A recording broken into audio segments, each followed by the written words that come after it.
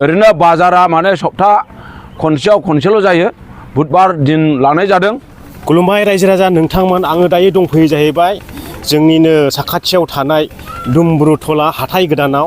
दा जों बे हाथायाव बेरायदिंनानैहाय नायफैदों, ओमफ्राय नोंथांमोननो दिन्थिलांगोन जाहैबाय दा माखासे नैबे बाजारनि दैदेनगिरिफोरजों एसे सावरायनानै नोंथांमोननो बे बाजाराव मा मा फाननाय जायो, मा मोनो, बबे बबेनिफ्राय बेफारि फैयो, नैफोरखौ जोङो बाजारनि कमिटिनि दैदेनगिरिफोरजों एसे सावरायनानै नोंथांमोननो गुवारै मिथिहोगोन।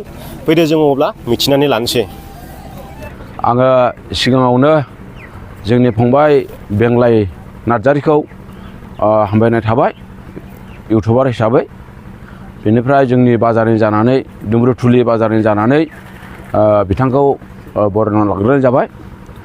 आरो जोंनि बे दुमब्रुथुलि बाजारखौ जोङो थांनाय डिसेम्बर 1 उइकनिफ्राय जोङो खुलिनाय जादोंमोन। दा बेवहाय जेरैबायदि बाजारा सोलिबोदों मोजाङैनो सोलिबोदों। दा बिनि गेजेरजों आरोबाव साबसिनै सोलिलांबावगोन होननानै आसा खालामनाय थादों। मानोना जोंनिया बेवहाय लामा जान बाहना मोजां जाबोगासिनो दङ। आरो फैगौ जोंनि बे बाजारनि खाथियाव थानाय जि आइ फवालिनिफ्राय बारस'बोनाय ओरै फाथाबारि औगुरि ओरै नांगलभाङा ओरैहाय खयलामेला बिटिनि जानानै बे दालाङा हान्थिनाय जायो। दा बेखौबो फैगौ मार्च लास्ट नङाब्ला 4 थारिखसिमाव मुखुलि खालामनाय जागोन।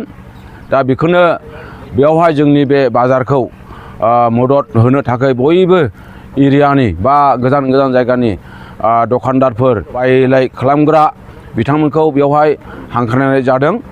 बयखौबो बे बाजाराव फैनानैहाय जे जोंनि जिनाखि बुस्थुफोर लाबोगोन आरो लांगोन बेफोरखौ खालामनो थाखाय लामानि जे उसुबिदा दंमोन बेखौ उसुबिदायै सानो नांला। मानोना लामाया जोंनिया क्लियार जाजोब्बाय। जेरैबो जोंनिया ओरैहाय मा होनना बुङो खयलामेला जानानै दैज्लांनि बोथोराव एसे सर्टकाटब्लाबो उसुबिदाब्लाबो जोंनि थुक्राझार आइफवालि जानानै जोंहा नैबे दुमब्रु बाजारनिफ्राय क्लियार लामा जाबाय। दा नैबेखौनो बयखौबो माने एरियानि बा गोजान गोजाननि बिथांमोनखौ जोंनि बे दुमब्रु बाजाराव जोङो हांख्रायनाय जादों। दा बिथांमोना फैनानै बेवहाय मा जोंनि बेवहाय बाजाराव लाबोगोन फानफैगोन बेफोरखौ गासैबो सुबिदा दङ आरो लामानि थाखाय सुबिदा दङ। बेनिखायनो बयखौबो जोंनि बे बाजारनि जानानैहाय जोङो हांख्रायहरनाय जाबाय। आरो बेखिनि हर थाफैनायनि केपासिटिथ' दानि जुगाव थाखाया फुङावनो फैलानानै बायो। दा बेवहाय मोनफ्रोमबो बुस्थुफोरखौ जि बुस्थुफ्रा बाजाराव फानजानाय जायो जिखि जा बुस्थुआनो माने बेवहाय फाननाय जागोन बेखौहाय माने बे बाजाराव मोनगोन। आरो बेनिफ्राय फानफैनोबो हागोन। बिनिफ्राय बायना लांग्राफ्राबो अलरेडि जोंहा दंफैखायो बा फैबाय थाखायो। दा माल मोनलाङिनि बेलायावसो जोंहा गोजाननि बिजनेसमेनफ्रा फैनायाव खम जादों। दा बुस्थुफ्रा जेरैबायदि माइ फाथो बेसर बेबायदिनो मा बुस्थुफोरखौ बे बाजाराव फानजानाय जायो बेफोर बुस्थुफोरखौ फानफैनाय जायो। बेनिफ्राय बेयाव फानफैनानै जे नाङाय नङा लांनानै बेफोरबायदि साननो नाङा। जोंहा अलरेडि गोजाननि बेफारि थाफैखायो। दा बे थाफैनायनि गेजेरजोंनो बेवहाय माने गासै बुस्थुफ्रा नांजोबनाय जायो। बेनिफ्राय गासै बुस्थुफोरखौ लाबोनानै फानफैयोब्लासो बाजाराबो डेभेलप जागोन। बेनिफ्राय गासै बुस्थुफोरखौ गुरायनानै लांफिननांगौनि खुनु माबा गैया। अलरेडि जोंना बेफारिफ्रा माल मोनलाङिनिसो ओरैनो गुरायनानै थाङो। आरो बेबायदि बे दुमब्रु बाजारानो जाहैबाय चिरां डिस्ट्रिक्ट जोंनि बिसिडिसिया फाथाबारि गोग्लैयो। दा बेवहाय ओरै थुक्राझार आइफवालि जानानैहाय बेंटल जानानै एकदम मोजां जोंहा मा होनना बुङो परिबेस फैदों। लामा सामा कमप्लिट जाबाय।